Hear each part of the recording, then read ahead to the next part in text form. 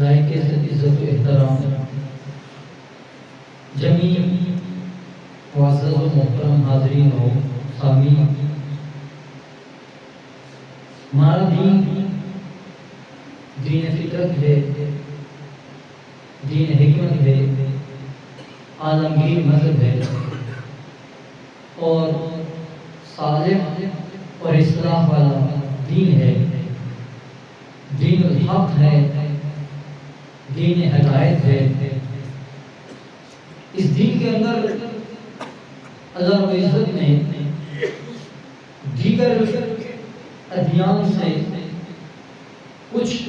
امتیاز فرمایا ہے کہ اس دین کے ماننے والوں پر، اس دین کے فالوور پر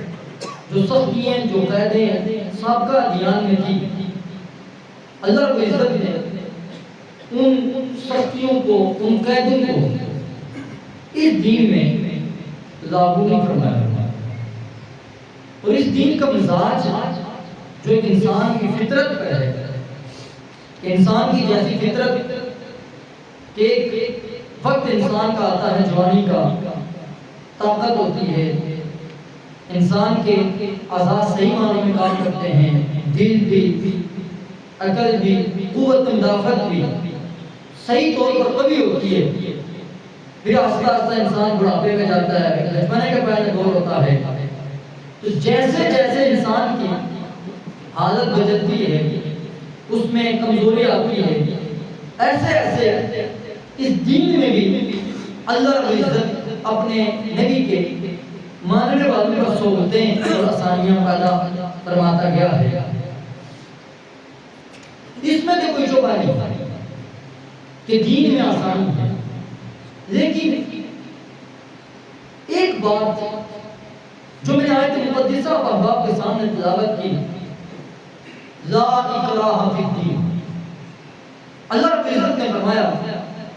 کہ جس کا سادہ مفہوم یہ کیا جاتا ہے وہ دین میں سختی نہیں۔ اب اس آیت کو بنیاد بنا کر ہر شخص، ہر انسان جس کو دین کے بنیادی مسائل کا نہیں پتا ہوگا، جسے طہارت، پاکی نہ پاکی، استنجا، وضو، غسل کے صحیح طریقے نہیں آتے ہوں گے، یہ اس کو پتا ہے کہ بھائی دین میں اللہ نے فرمایا سختی نہیں۔ حالانکہ اس آیت مقدسہ کا جو تعلق ہے یہ دین میں داخل ہونے کے بعد نہیں ہے، اس آیت مقدسہ کا تعلق دین میں آنے سے پہلے کے ساتھ ہے۔ اس لیے میں آج آپ احباب کے سامنے اس آیت کی توضیح و تشریح و تفسیر آپ کے گوش گزار کرنا چاہوں گا۔ ہماری اکثر چند لبرل طبقہ، چند دین میں نئی نئی ایجادات کرنے والا اور کچھ ایسے جو اس وقت اسلام دشمن قوت ان کو پیروز پر ہے، ہو کر اس مسلمان ملک میں دین یہاں پر ایک اسکالر اور مذہبی طور پر اپنے آپ کو چمپئن بنے ہو، اسی آیت کا سہارا لیتے ہیں اور جا کر لوگوں میں بدگمانی اور لوگوں کے معاشرے ایمان تک برباد کرتے ہیں۔ اور ہمارے مسلمان بھی اس قسم کے معاملات میں صرف یہاں پر ہی دو ہی آیتیں ہمیں یاد ہوتی ہیں مردوں کے، ایک لا اکراہ فی الدین اور دوسرا اللہ رب العزت نے فرمایا مردوں کو 2 شادیاں کرو، 3 کرو، 4 کرو، اور آگے نہیں پڑھتے ہیں کہ اللہ رب العزت نے فرمایا اگر تمہیں ان کے درمیان انصاف کرنے کا خوف ہو، تم ادا نہ کر سکو، ان کے درمیان حقوق برابر نہ انہیں دے سکو، تم ایک پر اتفاق کرو، آگے نہیں پڑھتے ہیں۔ یہاں پر بھی ہم نے لا اکراہ فی الدین تو آتا ہے، لیکن آگے ہمیں نہیں پتا اللہ رب العزت نے فرمایا قد تبین الرشد من الغی، اللہ رب العزت نے فرمایا، پہلے تو صحیح مفہوم آپ احباب کو گزار کروں گا، اس آیت کا صحیح معنی یہ ہے اللہ رب العزت نے فرمایا ہے کہ لا اکراہ فی الدین یعنی دین قبول کرنے میں تمہیں کوئی سختی نہیں ہے، دین قبول کرنے میں تم پر کوئی جبر نہیں ہے، تم پر کوئی زبردستی نہیں ہے۔ آگے اللہ رب العزت نے فرمایا کیوں دین قبول کرنے میں کوئی سختی نہیں ہے؟ قد تبین الرشد من الغی، تحقیق واضح ہو چکی ہے، روشن ہو چکی ہے ہدایت گمراہی سے۔ اس آیت مبارکہ کا سیاق و سباق ذرا آیت کرسی سے بھی کی تھی۔ آیت کرسی اللہ رب العزت نے پہلی آیت میں فرمائی جس میں اللہ رب العزت نے اپنی صفات کا بیان فرمایا، اللہ لا الہ الا هو الحی القیوم، کریم نے فرمایا اللہ وہ ذات ہے جس کے سوا کوئی واجب وجود، کوئی معبود، کوئی عبادت کا مستحق نہیں ہے۔ الحی القیوم، وہ ایسی عظیم ذات ہے جو ہمیشہ سے زندہ ہے۔ القیوم، جو باقی رہنے والی ہے، ہمیشہ باقی رہے گی۔ لا تأخذہ سنۃ ولا نوم، اس ذات کو نہ نیند آتی ہے نہ اونگ آتی ہے۔ یعنی مت یہ سمجھنا کہ کسی وقت بھی وہ جو کریم مالک ذات ہے وہ اپنے مخلوق پر اپنے بندوں سے جو اس کی تخلیق کرتا چیزیں ان سے غافل نہیں ہے۔ پھر مالک کریم نے آتے اس میں اپنی صفات کو بیان کرنا، پھر فرمایا لا اکراہ فی الدین، یعنی اتنی روشن واضح اللہ رب العزت کی صفات ہونے کے بعد بھی اللہ رب العزت نے گویا فرمایا اہل ایمان، اے بندو، اے انسانوں، کیا میں نے تمہیں اختیار دے دیا ہے کہ تم پر کوئی زبردستی، کوئی جبر، کوئی تمہیں مجبور نہیں کرے گا کہ تمہیں میں نے اپنے محبوب عطا فرمایا ہے، تم نے میرے محبوب سے معجزے طلب کیے، میرے محبوب نے تمہیں معجزے عطا فرمائے، تم نے میرے محبوب سے مطالبہ کیا چاند دو ٹکڑے کر کے دکھاؤ، میرے محبوب نے وہ بھی کر کے دکھایا، تم نے میرے محبوب سے یہ مطالبہ کیا درخت کو کم دو چل کے آئے، میرے آقا کریم علیہ السلام نے درخت کو کم دیا، درخت چل کر بھی آیا، واپس بھی اپنی جگہ پر گیا، تم نے میرے محبوب سے 40 سال تمہاری قوم میں، تمہارے ماحول میں، تمہارے معاشرے میں میرے نبی نے زندگی بسر کی، کبھی جھوٹ نہیں بولا، کبھی کسی کا ایک ذرہ برابر لقمہ بھی غصب نہیں کیا، بلکہ اس قدر صادق و امین میرے آقا کی ذات تھی، دشمن ہو کر بھی یہ کہنے پر مجبور تھے کہ اللہ رب العزت نے حضور علیہ السلام کی ذات کو صادق بھی بنایا اور امین بھی بنایا ہوا ہے، پھر بھی اپنی امانتیں میرے نبی کے پاس رکھتے تھے۔ اس کے باوجود بھی اگر کوئی میرے نبی پر ایمان نہ لائے، مجھ پر ایمان نہ لائے، تو گویا اللہ رب العزت فرماتا ہے کہ اتنی واضح روشن دلیلوں اور براہین کے بعد بھی اگر مجھ پر کوئی ایمان نہیں لاتا ہے تو زبردستی ایسے شخص کو اسلام کی طرف نہ لایا جائے۔ یہ اس آیت مبارکہ کا مفہوم اور معنی بنتا تھا۔ ہماری قوم نے کیا معنی لے لیا کہ جب دل کیا کسی مسئلے میں حلال تو حرام معاملہ بھی تھا، اس کو بھی حلال کی صورت پیش ہے، اگر کسی کو یہ مسئلہ بتایا کہ یہ کام حرام ہے، وہ کہے گا اللہ رب العزت نے فرمایا دین میں سختی نہیں۔ اگر کسی شخص اسی سے ایک شخص نے مجھے ایک مرتبہ کال کی، مجھے کہتا ہے میں نے اپنی بیوی کو طلاقیں دی ہیں، تو 3 طلاقیں دی ہیں مختلف اوقات میں، آپ مجھے بتائیں کہ ہم دونوں میاں بیوی چاہتے ہیں، اکٹھے رہنا چاہتے ہیں تو کیا رہ سکتے ہیں؟ میں نے کہا نہیں کہ 3 طلاقیں تو ہوگی، اس کے بعد تو آپ نہیں رہ سکتے۔ اللہ رب العزت نے فرمایا فَإِن طَلَّقَا فَلَا تَحِلُّ لَهُ مِن بَعْدُ حَتَّىٰ تَنكِحَ زَوْجًا غَيْرَهُ، کہتے جی اب ہم رہنا چاہتے ہیں تو دین میں تو سختی نہیں ہے۔ میں نے کہا اگر دین میں سختی بالکل نہیں ہے تو پھر نکاح کیوں کیا تھا؟ اگر نکاح کیا ہے تم نے تو دین کے کہنے پر کیا ہے، اب جو دین نے حد و قید لگائی تھی جب اس نے تم نے اس کو توڑ دیا ہے تو دین میں سختی تو ہے پھر۔ اب اگر کوئی شخص یہ کہے کہ جمعے والے دن زیادہ رش ہوتا ہے، جی میں اتوار کو جمعہ پڑھوں گا، کہ دین میں تو سختی نہیں ہے، کیا کوئی پڑھ سکتا ہے؟ زور کی جو رکھتے ہیں 4 رکھتے ہیں، 4 رکھتے ہیں زور کی جناب اثر کے ٹائم پڑھو، اثر کی 3 رکھتے ہیں اگر زور کے ٹائم پڑھو، کہے کہ دین میں سختی نہیں ہے۔ یہی چیزیں بہت سارے ہمارے لوگوں نے اس میں سودی نظام کو جواز کی طرف لے کر جا رہے ہیں۔ بہت سے ایسے لوگ ہیں جنہوں نے انشاءاللہ اس کو اس آیت پر دلیل بنا کر اس کو حرام کو حلال کرنا چاہ رہے ہیں۔ بہت سارے ایسے لوگ ہیں کہ جن لوگوں نے اسی آیت کو واضح دلیل اور بنیاد بنا کر بے حیائی کو فروغ دیا اور حرام کاموں کے ارتباط کرنے میں اس قدر جری ہو چکے ہیں، اور وہ اس کے رہنمائی کرنے والے کون ہیں؟ چند لبرل طبقہ، جن کو اس آیت کا معنی مفہوم میں پہلے اس آیت کا مفہوم میں آپ احباب کو گفتگو کروں۔ پھر شان نزول، اللہ رب العزت نے آیت مبارکہ کس پس منظر میں نازل فرمائی تھی، پھر جا کر آپ کو اس کا مفہوم واضح ہوگا، اور آپ کے ذہن میں بھی کم از کم یہ شکوک و شبہات اگر پیدا ہوئے تھے تو کم از کم آج کے بعد اس کو اپنے ذہنوں کو صاف کریں، اس آیت کے مفہوم کو سمجھیں۔ علامہ ابراہیم مکی رول بیان کے اندر نقل فرماتے ہیں والمعنی، اس آیت کا معنی کیا ہے کہ لا اجبار فی الدین، یعنی دین قبول کرنے میں، دین کی طرف لانے میں اس میں کوئی جبر و سختی نہیں ہے۔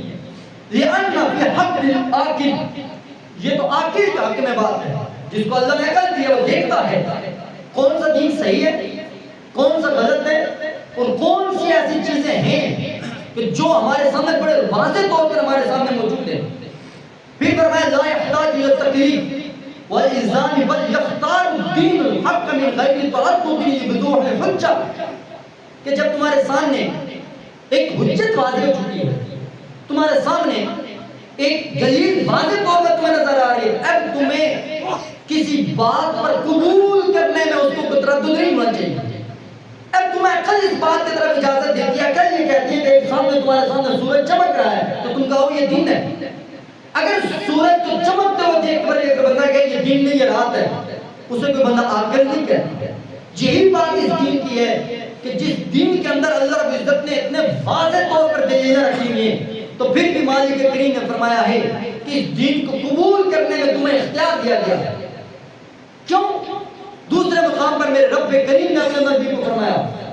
وَلَوْ شَاءَ رَبُّكَ لَآمَنَ مَنْ فِي الْأَرْضِ كُلُّهُمْ جَمِيعًا. او محبوب اگر میں چاہتا نا تیرا رب چاہتا کہ تمام انسانوں کو میں مسلمان کر دیتا. اب آن تک تکریہ الناس آتا تک مؤمنین آپ کیوں کسی پر مت جبر کرتے ہیں کہ کیا ایمان ہے. ایک اور مقام پر اپنے فرمایا فَمَنْ شَاءَ فَلْيُؤْمِنْ وَمَنْ شَاءَ فَلْيَكْفُرْ. اور جو چاہے مومن ہو جو چاہے کفر کرے. اب اللہ رب العزت نے انسان کو جس کو عقل دی ہے اسے اختیاری عطا فرمایا ہے کہ اگر تجھے جو حق لگتا ہے یہ روشن دلیل ہے یہ واضح طور پر ساری چیزیں ہونے کے باوجود تجھے خود اختیار کیا کل تو یہ اتر نہ کہہ سکے میں مجبور تھا. اسی آیت مبارکہ پر تفسیر البحر المحیط کے اندر کان ایمان لا تقربوا الدین یا حدم کہتے ہیں اس آیت مبارکہ کا مفہوم یہ ہے کہ اس کسی شخص کو بھی یہ دین قبول کرنے پر تم مجبور نہ کرو. امام راضی رحمۃ اللہ تعالی علیہ تفسیر کبیر کے اندر فرماتے ہیں ما بنا امر الایمان علی الاجبار والقصد. وہ کہتے ہیں کہ ایمان کا جو بنیاد اس کی یہ زبردستی جبر پر نہیں ہے. فرماتے ہیں کہ وَإِنَّمَا بَنَاهُ عَلَى التَّمَكُّنِ وَالْاخْتِيَارِ کہ دین کا جو معاملہ بنیاد رکھی ہے اللہ رب العزت نے یہ اختیاری ہے کہ جس بندے کو چاہے وہ اگر اسلام کے اندر داخل ہونا چاہے وہ آ سکتا ہے. تم کسی کو زبردستی اسلام کے اندر داخل نہیں کر سکتے. اسی پر تفسیر السعدی کے اندر جو نقل فرمایا آپ نے کمال بیان کیا اس حدیث کے معنی بیان اس آیت مبارکہ کو فرماتے ہیں ھذا بیان لکمال ھذا الدین الاسلامی یہ تو دین اسلام کا کمال درجے کی خصوصیت ہے. کہتے ہیں وہ انہو لکمال براہین کیونکہ اس کی جو دین کی دلائل ہیں براہین ہیں بچنا ہے وہ بڑی واضح ہیں وَاتِّضَاحُ آیاتُ اور اس دین کی نشانیاں بڑی واضح ہیں.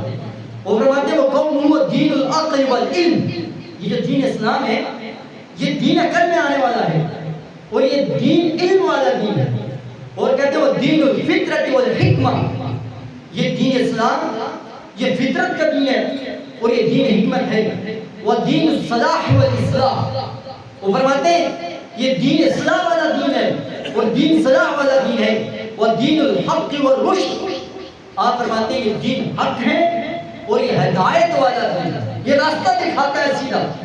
اور بھی فرمایا لا يحتاج الى الاکراہ الیہ اتنا کچھ واضح ہونے کے باوجود پھر کسی پر اس دین کو قبول کرنے پر کوئی جبر نہیں کیا جا سکتا. فرماتے ہیں کیوں لأن الإکراہ انما یقع علی ما تنفر عنہ قلوب جہاں پر اکراہ ہوتا ہے نا اور وہاں پر دل متنفر ہوتا ہے. جب کسی کو مجبور کیا جائے وہ وقتی کو کہہ دے گا لیکن جبر کرنے کی وجہ سے ما تنفر عنہ قلوب اس سے دل متنفر ہوتے ہیں. وہ فرماتے ہیں وہ تنافی مع الحقیقت والحق یہ بات حق کے بھی خلاف ہے اور حقیقت کے بھی منافی ہے جبکہ دین اسلام حقیقت میں بھی دین ہے حق بھی دین ہے ہدایت والا بھی دین ہے فطرت والا بھی دین ہے اور حکمت والا دین ہے. لہذا اس حکمت والے اور حق والے دین کا تقاضا یہ ہے کہ جس کے سامنے یہ دین پیش کیا جائے اسے اگر عقل ہوگی تو اللہ اس کے دین کی سمجھ عطا فرمائے گا اور جس کی اللہ رب العزت نے عقل اور دل پر مہریں لگا دی ہیں وہ حق کی چیزیں دیکھ کر بھی حق کو تسلیم نہیں کرتا کرتا ہے. اس لیے لوگوں یہ چند ایک معنی جو آپ احباب کے گوشت گزار کیے ہیں ان تمام معنی سے یہ پتہ چلتا ہے کہ دین اسلام اور جس آیت مبارکہ کا مفہوم بنتا ہے یہ آیت مبارکہ کا مفہوم کا تعلق دین کے قبول کرنے کے ساتھ ہے نہ کہ دین میں داخل ہونے کے بعد کے ساتھ اس آیت مبارکہ کا تعلق ہے. اب اس آیت مبارکہ کا شان نزول معروف ہے کہ 3 شان نزول بیان کیے گئے کہ اللہ رب العزت نے آیت مبارکہ نازل کیوں فرمائی کہ مالک کریم نے فرمایا لا اکراہ فی الدین. پہلا شان نزول جسے امام ابو داؤد نے امام نسائی نے اور بھی مفسرین نے بھی اس کو نقل فرمایا ہے. حضرت ابن عباس رضی اللہ تعالیٰ عنہ فرماتے ہیں کانت المرأة تکون مقلاتا. ایک عورت تھی اور اس عورت کی اولاد نہیں ہوتی. اس عورت نے یہ نظر مانی کہ ان عاش لها ولد ان تحفظہ کہ اگر مجھے اللہ رب العزت بیٹا دے گا تو میں اپنے بیٹے کو یہودی بناؤں گا. فلما اجیت بنو نذیر کان فی من ابناء الانصار. اچھا اسی سے ملتا جلتا ایک مفہوم یہ بھی اسی کے ساتھ آتا ہے. بعد میں تھوڑا سا واقعہ مختلف اس طرح سے بیان کیا کہ چونکہ یہود کے بھی جو آباد تھے مدینہ میں بہت سارے جو انصاری تھے جو مدینہ کے رہنے والے بعد میں اسلام کو قبول کیا ان کے بچے یہودیوں کے پاس پڑھتے تھے اور یہودیوں کے پاس پڑھتے تھے انہیں کے پاس رہتے تھے اور رہتے رہتے انہوں نے یہودی مذہب اختیار کر لیا. اور اسی طرح جب بنو نذیر کے بیوے کو انہوں نے حضور علیہ السلام سے معاہدے کی خلاف ورزی کی. حضور علیہ السلام نے بنو نذیر کے بیوے کو مدینہ سے جلا وطن کیا تو وہاں پر بہت سارے انصار کے بچے بھی جو یہودی مذہب قبول کر چکے تھے تو وہ بچے بھی کیا تھے انہی کے ساتھ تھے اور جا رہے تھے. تو اس عورت نے آ کر حضور کی خدمت نار کی کہ کان فیہ من ابناء الانصار فقالوا لعنت ابنانا کہ یا رسول اللہ صلی اللہ علیہ وسلم ہمارے بچے بھی ہیں تو ہم اپنے بچوں کو نہیں چھوڑ سکتے. تو اللہ رب العزت نے فانزل اللہ عز وجل لا اکراہ فی الدین. اللہ رب العزت نے انصار جن کے بچے یہودی تھے ان کے متعلق نازل فرمائی آیت مبارکہ نے فرمایا کہ اے انصار تم کسی بھی انسان کو دین قبول کرنے میں کوئی جبر نہیں کر سکتے ہو لہذا دین قبول کرنے میں کوئی سختی نہیں. یہ پہلا آیت مبارکہ کا شان نزول. تفسیر المنصور اور تفسیر تبری کے الفاظ واقعی یہی آتا ہے تھوڑا سا مختلف. وہ کہتے ہیں کہ فلما اجیت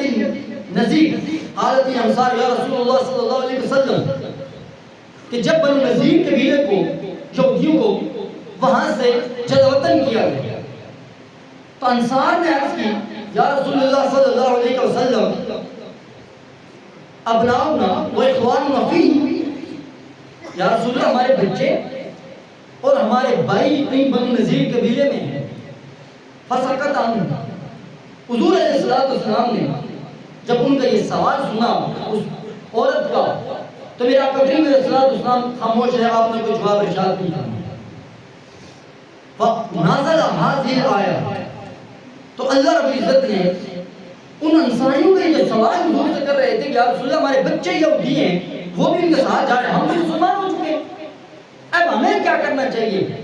تو اللہ رب العزت یہ آیت مبارکہ اپنے نبی کے کل گھر پر نازل فرمایا کہ لا اکراہ فی الدین اب زبردستی دین کی طرف نہ جاؤ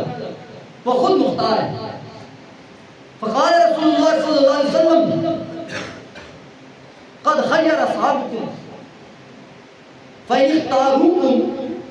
منهم منهم وإن اختاروهم فهم منهم. میرا کریم علیہ السلام نے انہیں فرمایا کہ جو تم میں سے اللہ رب العزت نے اختیار کیا ہے کہ یعنی تم میں سے جس نے تمہیں اختیار کیا ان میں سے یا جس نے تم میں سے انہیں اختیار کیا تو جو تم میں سے انہیں اختیار کرے گا وہ انہیں کے ساتھ ہوگا اور ان میں سے جس نے تمہیں اختیار کیا ہے تو میرے آقا نے فرمایا من وہ تمہارے ساتھ ہوگا. تو یہ پہلا شان نزول اس آیت مبارکہ کا ہے کہ اہل ایمان کے کہا گیا کہ جن کے بچے یہودی تھے اب تمہیں زبردستی تمہیں اسلام کی طرف انہیں نہیں لا سکتا. دوسرا شان نزول جسے تفسیر تبری کے اندر امام تبری نے امام جلال الدین سیوطی نے تفسیر حاضر کے اندر نقل کرنا اور بھی مفسرین نے نقل فرمایا ان رجل من الانصاری، ایک شخص انصاری تھا، اس کے 2 بیٹے تھے، وہ نصرانی ہو چکے اور نصرانی اس وقت ہوئے تھے حضور علیہ السلام کی بعثت مبارک سے پہلے انہوں نے نصرانی مذہب قبول کر لیا۔ فقادم المدینہ فی نفر من اہل الدین، حضور علیہ السلام نے نبوت کا اعلان کیا، میرے آقا مدینہ میں تشریف لائے، تو مدینہ میں وہ دونوں بچے اس شام سے اس پورے اپنے مذہب کے چند لوگوں کے ساتھ مدینہ کے اندر تشریف لائے، وہ تشریف تجارت کی غرض سے آئے۔ فراہما ان کے باپ نے جب اپنے بیٹوں کو دیکھا، یہ میرے بیٹے ہیں، میں اسلام لا چکا ہوں، ہمارا دین حق ہے، ہمارے پاس اللہ کے نبی ہیں، تو اس باپ نے کیا کیا، فندازہما، اپنے دونوں بچوں کو پکڑے، وقال واللہ لا ابہما حتی یسلما فابیا ان یسلما، اس نے کہا کہ اللہ کی قسم میں اس وقت تک تمہیں نہیں چھوڑوں گا جب تک تم نے اسلام کو قبول کر لیا۔ دونوں بچوں نے اسلام قبول کرنے سے انکار کر دیا۔ اب وہ شخص فاختصم نبی صلی اللہ علیہ وسلم، اب یہ معاملہ حضور کی خدمت میں آیا، اور صحابی کے الفاظ سنیے، اگر باپ تھا، ایک باپ کو یہ کیسے گوارا ہو سکتا ہے کہ بھائی اللہ رب العزت نے ہمیں اپنے نبی عطا فرمایا ہے، اور پھر حضور علیہ السلام کے صدقے حضور کے غلاموں کو جنت کے اعلیٰ وہ طبقات، وہ درجات، وہ نعمتیں، اور اس کے مقابلے میں جو مشرک ہیں ان کے لیے جہنم کا عذاب ہے۔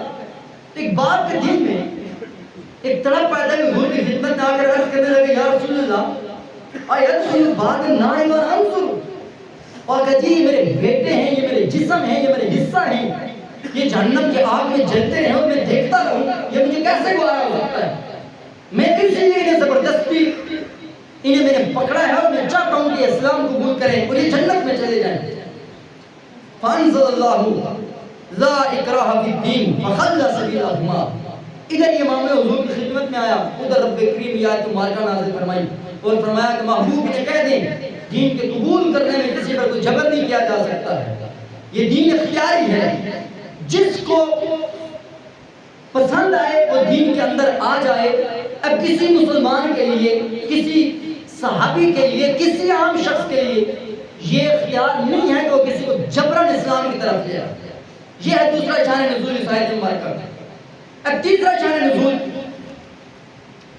وہ شان نزول یہ بیان کیا گیا ہے کہ یہ آیت مبارکہ یہ بھی یہودیوں نصارہ کے متعلق نازل ہے، اہل کتاب کے متعلق آیت مبارکہ نازل ہے۔ حضور علیہ السلام نے مدینہ میں جب آقا کریم علیہ السلام آئے تو میرے آقا نے امر رسول اللہ ان یقاتل جزیرۃ العرب، حضور علیہ السلام نے حکم دیا کہ عرب کے جو لوگ تھے بت پرست مشرک، ان سے قتال کیا، اور جو مشرک ہیں، جو بت پرست لوگ ہیں، ان کے لیے ایک ہی راستہ ہے، وہ اسلام قبول کر لیں۔ اگر وہ اسلام قبول نہ کریں ان کے ساتھ جہاد کیا، اور اس کے مقابلے میں فرمایا کہ اگر ثم امر فی من سواہم بان یقبل منہم الجزیہ، بت پرستوں کے علاوہ جو اہل کتاب ہیں اگر وہ جزیہ دے کر اسلامی سلطنت کے اندر رہنا چاہیں ان سے جزیہ قبول کر دیا جائے اور انہیں معافی دے دی جائے، جھوٹے ان کے ساتھ قتال نہ کیا۔ تو اس پر جو لوگ جزیہ دے کر اسلامی سلطنت کے اندر رہنا چاہیں ان متعلق رب نے فرمایا لا اکراہ فی الدین، اب دین کے معاملے میں ان پر سختی نہ کی جائے کہ انہیں کہا جائے کہ بھائی انہیں جزیہ بھی دے دیا ہے اور جزیہ دینے کے بعد اب کسی قسم کو ان پر سختی اور ان پر جبر نہ کیا جائے۔ یہ اس آیت مبارکہ کا تیسرا شان نزول ہے۔ امام قرطبی رحمۃ اللہ تعالی علیہ وہ فرماتے ہیں کہ ایک اس کا معنی یہ بھی ہے کہ قیل معنی لا تقول لمن اسلم تحت السیف مجبرا مکرہا۔ امام قرطبی فرماتے ہیں کہ اگر وہ لوگ جو اہل کتاب جزیہ دے کر جنگ سے بچ کر مسلمانوں کی ریاست میں رہ رہے ہیں، اب انہیں کسی طرح سے یہ تانا نہ دیا جائے، یا جو لوگ جنگ کرنے کے لیے مسلمانوں کے مقابلے میں آئے انہوں نے جنگ سے بچنے کے لیے اسلام قبول کر لیا، تو امام قرطبی فرماتے ہیں کہ اب جب مسلمان ہو چکے ہیں تو مسلمان ہونے کے بعد اگر انہیں یہ طعنہ نہ دیا جائے کہ تم تو تلوار کے زور پر تم نے اسلام کو قبول کیا تھا. اس لیے اللہ رب العزت نے فرمایا کہ لا اکراہ فی الدین، کہ دین کے معاملے میں کسی قسم کی کوئی سختی نہیں. یہ 4 شان نزول اس آیت مبارکہ کے معروف ہیں کہ جس کی وجہ سے اللہ رب العزت نے آیت مبارکہ نازل کی. کوئی ایک شان نزول یہ نہیں آتا ہے جو آج ہماری قوم نے جس کو یہ سمجھ لیا ہے کہ من مانی کی جہاں پر آئے وہاں پر ہم کہتے ہیں کہ بھئی دین میں تو سختی نہیں ہے. لیکن پتہ ہوتا ہے کہ بھئی دین ایک ڈسپلن ہے، دین ایک نظم ہے، دین ایک ضابطۂ حیات ہے. ظاہری بات ہے اگر ایک چھوٹی سی ریاست میں اگر کوئی ضابطہ نہ ہو، کوئی نظم نہ ہو تو ریاست نہیں چل سکتی ہے. تو جو اتنا بڑا دین حنیف، دین قیم، دین کامل جس رب نے ہمیں عطا فرمایا ہے، کیا اس دین میں ڈسپلن اور قانون کے بغیر وہ دین چلتا رہے گا؟ مجھے آپ اندازہ لگائیں کہ ہماری پستی کا حالت ہے. اور یہی میں آپ کو یہ کہنا چاہتا ہوں، یہی مغالطہ ہمارے چیف جسٹس صاحب کو بھی لگا ہے. ہماری یاد آتی ہے کہ چیف صاحب نے جو پچھلے قادیانیوں کے خلاف فیصلہ کیا تو اس میں بھی آیت مبارکہ کوٹ کی لا اکراہ فی الدین. اس لیے بھی آپ احباب کہ انہوں نے بھی مسئلہ کیا تھا کہ قادیانیوں نے قرآن پاک کی جعلی تفسیریں چھاپ کر لوگوں میں تقسیم کر رہے ہیں، اور چیف جسٹس صاحب یہ کہتے ہیں لا اکراہ فی الدین، دین میں سختی نہیں ہے. حالانکہ اس کا تعلق اس سلسلے سے ہے ہی نہیں ہے جو یہ سمجھ رہے ہیں، اور اپنے فیصلے میں جس چیز کو نقل فرمایا ہے. آپ اندازہ لگائیں کہ جس ملک کے اعلیٰ دیا کہ چیف صاحب اگر وہاں مغالطہ کھا سکتے ہیں، عام مسلمانوں کی کیا حالت ہے؟ تو آپ احباب کے گوشگزار کرنے کے اس آیت کی تفسیر اور اس آیت کے شان نزول بیان کرنے کا مقصد یہ ہے کہ خدا را کہیں غلط توجیہ، غلط تفسیر، من مانی دین کے اندر تشریح کرنے کی وجہ سے کہیں آپ بھی اپنے ایمان نہ برباد کرتے ہیں. امام راضی رحمۃ اللہ تعالی فرماتے ہیں اگر یہ دین میں سختی والا معاملہ جو کہا جاتا ہے کہ دین کو زبردستی کر دیا جائے، کیوں اللہ رب عزت فرمایا لا اکراہ فی الدین کہ دین قبول کرنے میں کوئی سختی اور جبر نہیں ہے؟ وہ فرماتے ہیں دنیا دار امتحان ہے. یہ امتحان ہے نا دنیا میں آنے. الذی خلق الموت والحیات لیبلوکم ایکم احسن عملا. اللہ رب عزت اس وجہ سے موت اور حیات کو پیدا فرمایا تاکہ وہ آزمائے تمہیں کہ کون تم سے اچھے کام کرتا ہے. امام راضی فرماتے ہیں کہ دنیا دار امتحان ہے. اگر کسی کو جبرن زبردستی دین کی طرف لایا جائے گا تو پھر امتحان کا معنی ختم ہو جائے گا. زبردستی کسی کو امتحان نہیں دلایا جا سکتا. امتحان تو وہی دیتا ہے جو اپنی منشا اور مرضی سے، اور جن کو زبردستی دلایا بھی جاتا ہے وہ عموماً اس امتحان میں ناکام بھی ٹھہرتے ہیں، پھر وہ ذمہ دار ماں باپ کو اقرار ہوتا ہے. اس لیے یہ چند ایک معروضات تھی، اور اسی پر امام قرطبی اور معارف قرآن کے اندر بھی